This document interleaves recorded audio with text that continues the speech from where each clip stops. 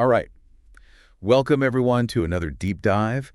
Today, we're going to be taking a look at what makes us, well, us. That's right, human nature. What makes us think and feel and act the way we do. And luckily, we've got a fantastic guide to help us on this journey. The architecture of human nature, it really lays out all the different pieces of the puzzle. It's a big puzzle, though, right? Oh, absolutely. It's everything from our genes to our environment, social connections, to even like the big questions about our purpose, you know? No, for sure. It's like almost feels overwhelming when you think about it. But I think like breaking it down piece by piece, that's what we're going to do today. And I think that'll help us all understand ourselves a little bit better, hopefully. I thought so too. So where should we start? Well, I think the natural place to start is like right at the beginning. The foundation, our biology. Makes sense. Our genes, hormones, brain chemistry, it all plays a role. It's like if you're building a house, you got to start with a strong foundation. So let's talk genes. They're like the blueprint, right? They determine our eye color, height, all those kind of things. Yeah. And, you know, they can even influence our tendencies, certain personality traits, like maybe a predisposition towards being outgoing or more introverted. So it's like baked in right from the start. To some degree, yes. But, and this is important, genes don't tell the whole story. It's not like destiny. Okay. So it's not like if your parents are both super athletic, you're automatically going to be a star athlete. Exactly. It's more like they might give you, say, a slight advantage, but it's up to you how you develop that potential. Your environment, your choices, experiences, all that plays a huge role. That's kind of reassuring, actually. Gives a little more control, right? Right.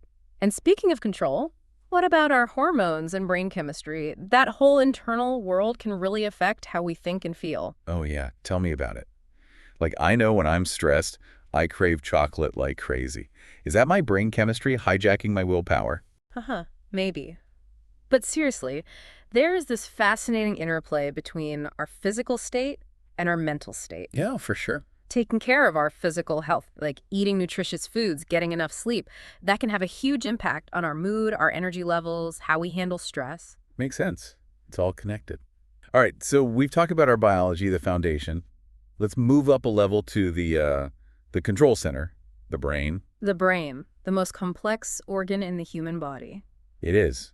And in the book, they talk about this whole idea of cognitive processes like perception, memory, learning, problem solving.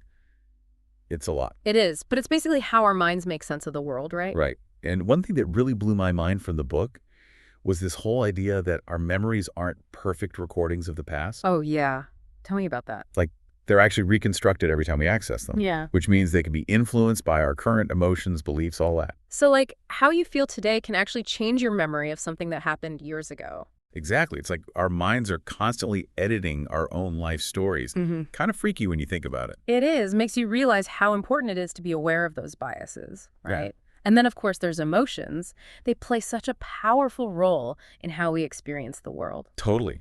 And they can really drive our decisions, sometimes even when we don't realize it. Absolutely.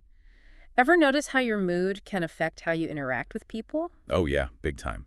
Yeah. Like if I'm having a bad day, it's way harder to be patient and understanding with others. It's like my emotions are in the driver's seat and logic is just kind of along for the ride. Yeah, I think we've all been there. But that's why I think developing emotional intelligence is so crucial. What does that mean, emotional intelligence? It's basically being able to understand and manage your own emotions and being able to recognize and empathize with the emotions of others. So like knowing why you're feeling a certain way and then like choosing how to respond to those feelings instead of just reacting. Exactly. It's a skill that can really help you navigate relationships, make better decisions, and just like overall live a more fulfilling life. I like that. All right, so we've covered the biological foundation, the inner workings of our minds. Now, what about how we like fit into the bigger picture? You mean the social dimension of human nature? Yeah. Like how are we shaped by our culture, our relationships, all that? Well, think about it. We're not just individuals existing in a vacuum, right? We're part of families, communities, societies. Right. And all those social structures come with their own sets of norms, values, traditions, all that. Yeah, for sure. Like how we greet each other, what we consider polite or rude, all that stuff. Exactly. And those things can vary drastically from culture to culture. Yeah.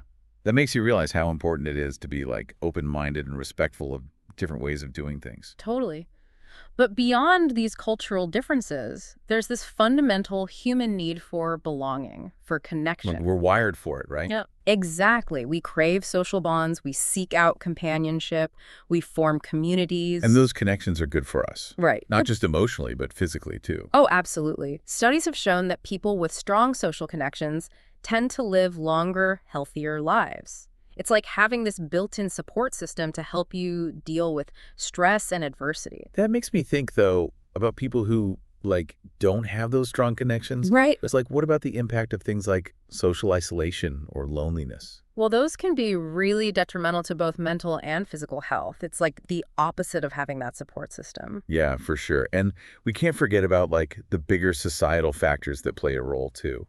Like socioeconomic status, access to resources, all that. Absolutely. Those things can create huge barriers influencing a person's opportunities, their health, their overall well-being. No, it's like, it's not just about individual choices. It's about the systems and structures that are in place, too.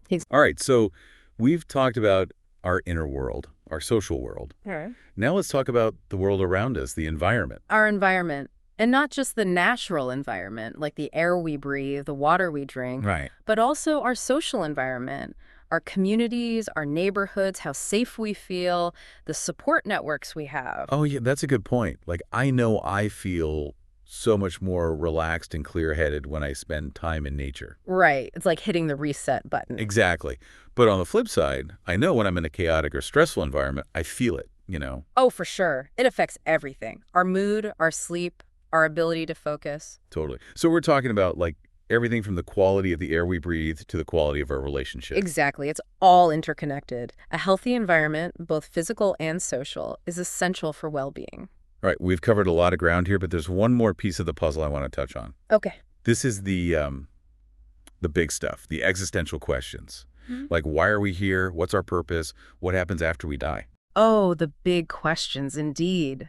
And, these are questions humans have been grappling with for, like, forever. Right. It's like part of what makes us human, I think. This need to, like, search for meaning, to understand our place in the universe. Totally. And there's no one right answer, is there? No, definitely not. Ah. Some people find meaning in religion or spirituality, others in their relationships, their work, creative pursuits.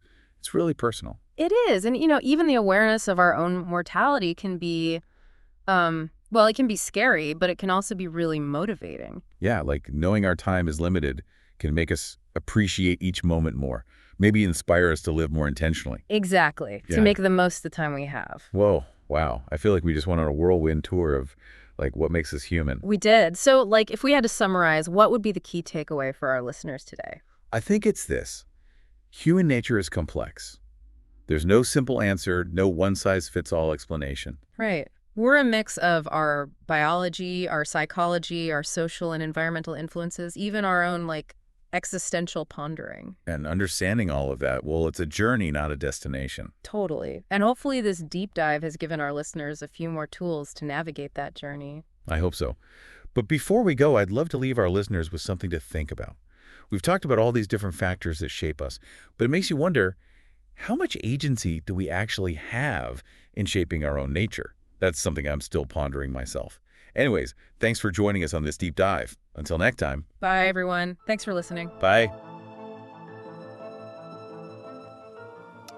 This is DigitView.